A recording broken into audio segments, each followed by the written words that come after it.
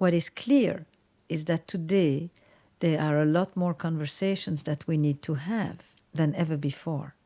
Because so many things that used to be dictated by rules and regulations are at this moment a matter of negotiation. You know, do you want children?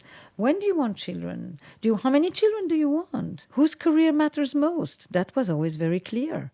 Who is going to wake up to feed the baby? That was always very clear. Who's going to pay for the restaurant? That was always very clear. Who's the right to demand for sex? That was always very clear. All these things that used to be quite codified and normative, that are now all a matter of conversation. And that's why we have many more difficult conversations that we need to have. And a lot of us are still hanging on to those old ways. And sometimes people are surprised by how entrenched some of the old thinking lives inside of them.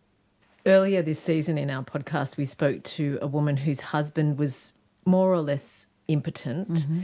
She'd tried really hard to talk to him about it, tried lots of like getaways, Viagra, sexy lingerie, and he got mostly angry and defensive. It's so sensitive for both of them. How do they have that conversation? That's a great question. I mean, I spend many, many sessions with that. What does it mean he's impotent? It means that we look at male sexuality through the penis. If the penis doesn't perform, we define an entire man's sexuality as a result of that. Is that fair?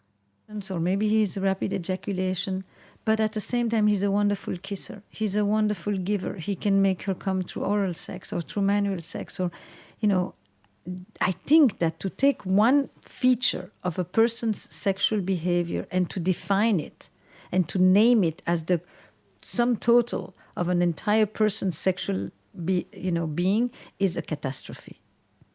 And I say this to the man and I say this to the woman. Because that same man, I want to say to him, leave your damn penis aside for a second. The penis doesn't make decisions, people make decisions. If the penis doesn't collaborate, that doesn't mean your tongue isn't working, your hands are not working, your hair is not working, and your skin, which is way bigger than your penis, it's a whole body.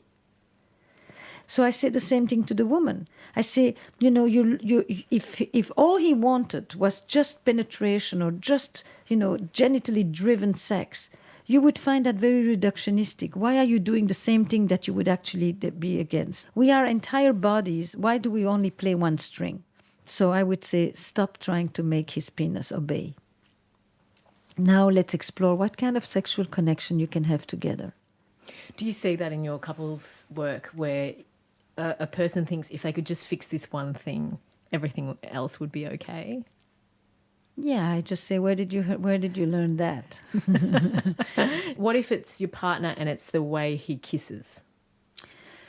That's a very tough one, because what often happens, of course, is that people have waited a long time before they want to say it. When they could have said it when the stakes were lower, right in the beginning, they are uncomfortable because they think we just met, or maybe it's going to change, it's going to get better, or I don't want them to be uncomfortable, or I don't know yet how to say things. And in fact, the sooner you say things, the better.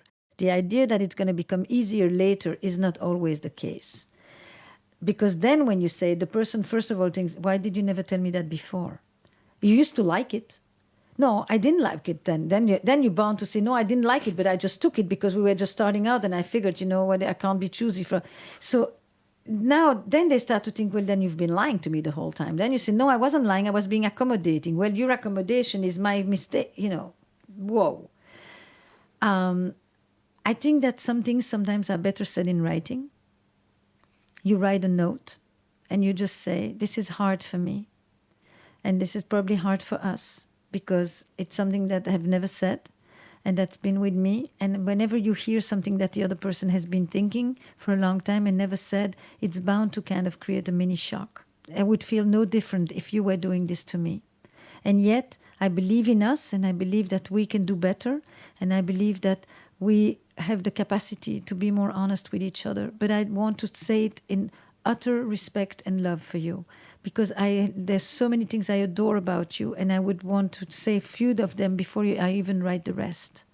And so then you talk about the things that you really love. And I love the way you touch me, and I love the way you hold me, and I love the way you open the door for me. And yet, there's something that I would love to love, and I don't. And that is the way we kiss. There's something in the way that we kiss. It's not about how you kiss. It's because you could kiss some other woman and she would be perfectly fine with that, or another man. But you, when you kiss me, I would like something stronger, harder, softer, whatever it is. And I don't know how to say it to you, because I don't know if you would accept this as I'm trying to really say something that I think you would want to know, or if you would be offended by it and hurt by it, because maybe that's how I would feel if you were to tell me that you don't like to kiss. So I'm writing this to you so that you can take this in, and you're welcome to answer or not answer. But I felt that I really needed to say this for us, because I think that us is stronger than my fears.